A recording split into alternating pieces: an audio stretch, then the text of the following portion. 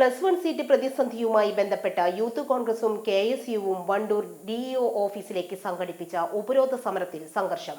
പ്രവർത്തകർ അരമണിക്കൂറോളം ഓഫീസ് ഉപരോധിച്ചു. വണ്ടൂർ പോലീസ് എത്തി പ്രവർത്തകരെ നീക്കം ചെയ്തു.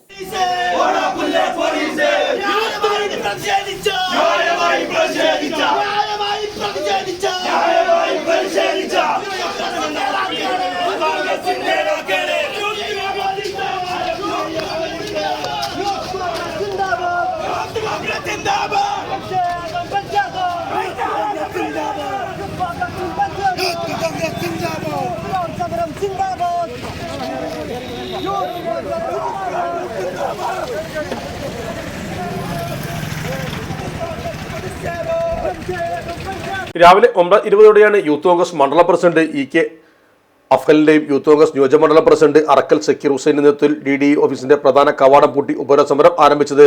തുടർന്ന് വണ്ടൂർ പോലീസ് എത്തി പ്രവർത്തകരെ നീക്കം ചെയ്തു.